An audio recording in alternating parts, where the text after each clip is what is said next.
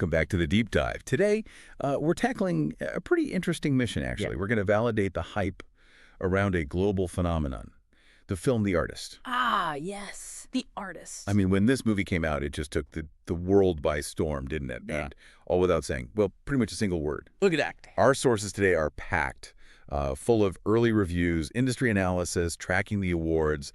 The core question we're asking is, was all that massive international hype really justified for a black and white, almost totally silent film? It's a great question because the path this film took, it was pretty unusual. For a movie deliberately looking backwards, its success felt incredibly modern, almost unprecedented in how it built momentum. Absolutely. And what's really fascinating looking at the sources is how niche the buzz started. We can actually trace it right back to 2011, way before most people had even heard the title. It kicked off with this really enthusiastic, glowing review on the Guardian's Film Weekly podcast. Jason Solomons, Sam Brooks, they'd seen it at Cannes, loved it, and their praise, that was the spark. They were just captivated. And that's often what the big players listen for, isn't it? That kind of niche, critical praise signals something artistically significant, something worth backing. Yeah. And looking at the timeline in our sources, that initial buzz caught fire almost instantly when the distribution rights got snapped up by, the mighty Weinstein Group at the time. Right, that was the moment. That move put this small French silent film right into the international spotlight. And it guaranteed the inevitable awards buzz that always followed their campaign. You have the spark from the podcast, the big distributor backing, Yeah. and then boom, the results just launched it. By January 2012, it wasn't just nominated, it had already won 3 big Golden Globes. That's right. Best musical comedy, Best Actor for Jean Dujardin, Best Original Score, huge wins. Yeah, from news review to major awards in just months. Incredible. Which is exactly why we need to dig into these reviews, the critical analysis. How did they pull off that kind of success across cultures, across formats? The stage is set, I think, for us to really unpack what the critics loved. Okay, let's dive into Acti then. This is where the film really defined itself. Our sources, they almost all describe The Artist fundamentally as this meticulously crafted love letter to the era of silent cinema. Pure throwback. That's definitely the core idea. It doesn't just mimic a silent film. It really functions as one. It deliberately echoes classic movie history. Critics immediately drew parallels, didn't they? They did. Lots of mentions of Singing in the Rain, obviously, and A Star is Born. Yeah, those meta films about Hollywood transitions, it places the story firmly in that historical moment when technology was changing everything for actors. It's that classic tragedy, the star who can't adapt. And they really curated the whole experience to immerse the audience. I love some of the technical choices they made, like narrowing the screen to a 1.33:1 ratio. The aspect ratio. Yes. It sounds like a tiny detail, but what does that actually do to someone used to, giant widescreen movies? No, it's absolutely crucial, and it's such a smart piece of film history curation. Modern cinema, it's all about that huge panoramic 2.39.1 scope, right? Your eye travels across the frame. Yeah. But 1.33.1, that's almost square. It was the standard before they needed space on the film for the soundtrack. So reverting to that tight frame, it instantly forces your eye. You have to focus on the central subject. Okay. It creates this immediate, almost claustrophobic intimacy. It mimics how early cinema felt, where the acting had to be big, central to fill that smaller space. That one choice, it sets the whole mood instantly. So the lack of sound isn't just a gimmick, it's tied right into the screen's shape. Exactly. And the critics really noted that. While the silence, apart from the score, is noticeable at first, the film's visual language is just so strong it pulls you in, and pretty soon the silence feels, normal. They really mastered those classic silent film techniques. Things like blurring the edges of the frame or darkening the screen to really isolate a detail like a tear or a clenched fist, manipulating your focus. And the story itself grounds you right there. It opens in 1927, premiere night, for screen idol George Valentin. Yeah. And you understand the rules immediately because there's literally a huge sign demanding silence. Right. It's practically shouting at you. Visuals, not voice. Yeah. Which sets up Act 2 perfectly. The changing guard, George Valentin, he's the king of silent film.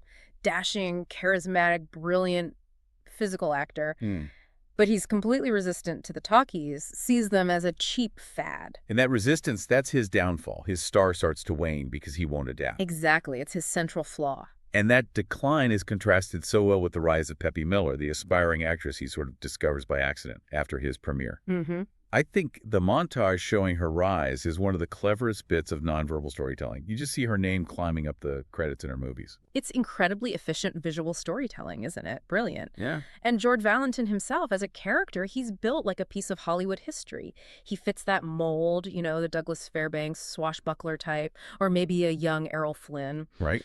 And the sources pointed out it's no coincidence his name Valentin is so close to Valentino, the silent screen heartthrob. It's meant to evoke that whole era of star power. The film is just packed with these little nods to silent greats. And the critics loved finding them. You get echoes of Greta Garbo, Mary Pickford. Mm-hmm. But the bit that really captures that old school physical comedy is that fantastic scene with the coat and hat stand. Pure Chaplin. Oh, yeah, that's a great scene. And those specific references, they lift the film beyond just being a visual trick. They show it's a deep appreciation for the craft, the people who defined early cinema. And the set pieces showing old Hollywood, the hustle and bustle. Right. They really drive home how fast-moving that industry was and still is. It's brutal. You stop innovating, you become history fast. Which brings us neatly to Act 3. The performances, because you really can't discuss the artist without focusing on Jean Dujardin. Absolutely central. And there's this fascinating bit of irony, isn't there? He apparently said that early in his career, someone told him he'd never be a good actor because his face was too expressive. Huh. Yeah, the ultimate cinematic I told you so, right? Yeah. Because here, in this film, that supposed flaw is exactly what makes him brilliant. It's incredible. Critics universally highlighted it. With no sound, his face, especially his eyes, had to convey everything. His performance is the absolute emotional core. Let's dig into that, though. Because, usually we rely on dialogue for jealousy, doubt, despair. How did he show Valentin's deep decline without speaking? Well, it's classic technique, really. That kind of mise-en-scène facial acting. In silent film, you have to project internal emotions physically, through the eyes, the posture. Dujardin had to go beyond just mime. It was real emotional projection. Critics pointed to scenes where he's watching Peppy succeed or realizing his own failure. His eyes show this complex grief that words might actually have made weaker. His performance reminds you that expressive silence can be incredibly powerful, louder than words sometimes. And yet, amidst all that deep emotion, the one who absolutely stole every scene mentioned in every single review was Uggy the dog. Uggy, yes, the star. The sources all agree the relationship between Valentin and Uggy is kind of the central relationship, and Uggy often gets the best comedic moments. But why? Just a cute dog? Or did the silent format make his role more important? That's a really good question. Uggy's more than just a pet in this context. He's almost like an emotional sounding board for the audience. How so? Well, think about it. George Valentin can't express his despair verbally, so his relationship with Uggy, who also can't speak, perfectly mirrors his own situation. Oh, okay. Uggy provides warmth, loyalty, that pure physical comedy right when George needs it most, when he's losing his dignity. And because Uggy's reactions are naturally nonverbal, a lick, a head tilt, a perfectly timed trip, they fit seamlessly into the film's language. Right. That bond lets the audience connect with George emotionally, even when he's at his lowest, most isolated point. Uggy makes him relatable. So, looking at all our sources, the technical skill, the historical awareness, the amazing performances, it's just overwhelmingly positive. Highly recommended across the board. Absolutely. It feels like the hype, for once, was actually spot on. The consensus really proves the film worked, not by avoiding sound, but by mastering the best techniques of silent cinema for a modern story.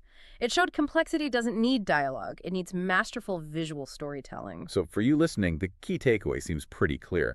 Based on, well, everything we've looked at, reviews, analysis, awards, the artist really is worth your time. It proves innovation and passion can transcend format. Yeah, absolutely. And if you connect it back to how culture travels now, these sources show something really interesting about momentum, don't they? This huge, award-winning success started with one specific review on a niche podcast. That initial passion from critics like Salmons and Brooks, it created this wave that carried a silent film through a major distributor all the way to global acclaim. Yeah. It just proves that, informed passion for cinema, whatever the format, silent or sound, it finds its audience. People are eager for it. That really is the story, isn't it? The power of that niche review. Well, maybe now's the time for you to explore some of those silent classics we mentioned, Fairbanks, Chaplin, to really appreciate the homage and the artist. Go do your own deep dive into the silent masters.